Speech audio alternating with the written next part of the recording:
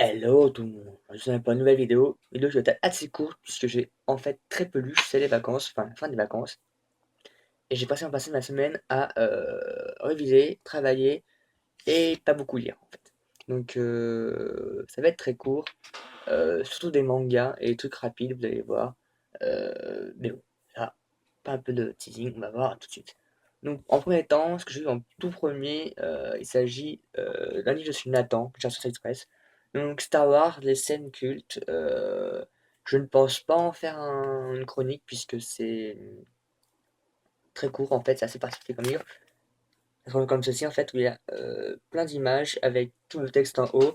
Nous avons les 6 films de la systologie de Star Wars, je sais pas comme mot, les 2 trilogies plutôt, avec tout le texte, enfin tout détaillé, avec différents apports, rajouts, explications. Donc ça pour tout le film avec 100 scènes, chacune détaillée au fur et à mesure en fait. Donc c'est un livre très sympa pour tous ceux qui aiment bien l'univers Star Wars. C'est bien détaillé, il y a les films en fait à l'écrit un peu sommairement, rapidement, mais ensemble c'est sympa à lire. Chose suivante que j'ai lue, il s'agit d'une saga que vous voyez depuis quelques temps, il s'agit du tome 8 de Nisekoi, donc de Naoki Kaokomi. J'aime jamais les noms japonais. Aux éditions Kazé, donc c'est le huitième tome. On suit toujours les aventures de Raku et de Shitore qui forment un faux couple pour éviter que leurs deux familles se fassent la guerre et s'autodétruisent, ainsi que la ville. Donc on suit leur faux amour qui n'en est peut-être pas un, qui peut peut-être devenir un vrai amour. Parce que en même temps, Raku cherche la fille à qui il a fait une promesse il y a 10 ans. La fille qui a une clé qui ouvre le pendentif que lui a. Donc il la cherche toujours. Et on suit leur aventure comme d'habitude un peu loufoque et bizarre. Autre manga que j'ai lu que j'ai pas en tome physique puisque je l'ai sorti en France, mais je me suis dit je vais devoir les lire en scan pour voir si ça vaut. Il s'agit du tome 1 et tome 2 qui sont sortis en France de World Trigger, donc de Daisuke Setsuko Asihara, édition Kazé. Donc les deux quotas sont sortis en France. Moi je suis au tome 10, du coup j'ai eu les 10 tomes en scan, puisque une fois que j'ai commencé, pas pu m'arrêter, j'ai adoré l'histoire. Donc c'est rapidement, c'est l'histoire je sais plus du tout son nom, de Yuma Kuga, qui est le protagoniste, qui se retrouve en ville, il habite rapidement se fait l'ami avec Osamu Mukomo, oui c'est ça. Enfin, j'ai le nom derrière, mais c'est toujours un japonais à lire, c'est vraiment chiant. Qui en fait, sont dans une ville où des frontaliers, donc des grosses bestioles, créent des portails et envahissent la planète, Terre, entre guillemets la ville là. Et le Border, qui est une sorte d'organisation, est là pour arrêter les méchants frontaliers grâce au Trigger, une sorte de technologie qui est frontalière et qui permet de se transformer un peu comme des Power Rangers, mais avec des flingues, des armes et autres lames pour affronter les frontaliers qui viennent envahir le monde. Et tout simplement, Yuma et Osamu vivent dans ce monde où les frontaliers peuvent tuer tout le monde.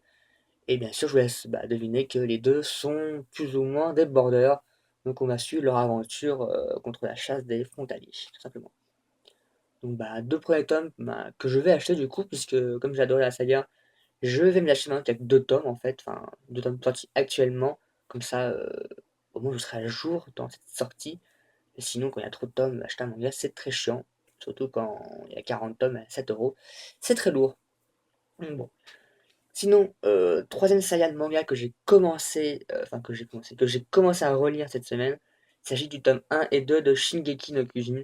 Donc, je n'ai pas l'auteur, je crois que c'est chez Kankase, je sais pas du tout, on s'en fiche.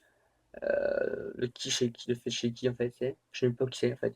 Et donc j'ai commencé à les relire puisque je me tâtais il y a quelques temps. Donc La taille des titans, hein, c'est le nom français. Je pense que beaucoup de monde connaît. Et sinon, plus simple d'aller sur Wikipédia pour avoir un résumé, sinon c'est très compliqué. Shingeki no Kyojin.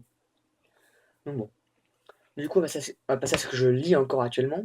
Comme vous avez pu deviner, il n'y a eu aucun des livres que j'ai cités la semaine dernière. Donc je suis toujours en train de lire le tome 1 des Délices aux anges de Cathy Cassidy, de chez Nathan. J'ai pas beaucoup avancé, j'ai dû lire 30 pages de plus à tout casser. Donc c'est pas glorieux. Toujours aussi dans Le crime d'Halloween, donc de Agatha Christie. J'en suis à la moitié cette fois-ci maintenant, donc j'ai un peu avancé. Donc ouais, 50%, donc c'est pas non plus très glorieux. Mais bon, j'ai pas mal de manga. Et Mémoire de Zeus, hein, il est toujours aussi au point mort. Donc normalement, avec la reprise des cours et les transports en commun, ces livres-là devraient s'accélérer et être finis, moi j'espère, sinon c'est un peu la loose. Et du coup, ce que je compte lire toujours pour la semaine d'après, c'est le tome 1 de Wintershine, donc de Le Pacte de la voleuse de Harry Marmel, édition Lumen. Donc un tome 1, puis j'ai le tome 2 à lire aussi très rapidement. Donc du coup, ça va être la lecture suivante, en espérant que je puisse me bouger les fesses pour avancer dans cette salle, dans ces livres-là, qui sont trop... Bah, il y a trop de livres comme ça en moment. Donc bon, j'espère que ça va vite avancer. Donc sur ce, n'hésitez pas bah, à vous abonner à la page Facebook, YouTube, Twitter et autres Instagram et compagnie. N'hésitez pas aussi à partager, à aimer la vidéo, à commenter pour me dire ce que vous lisez vous aussi. Je vous souhaite une bonne semaine de lecture et à bientôt pour une vidéo. Tchuss.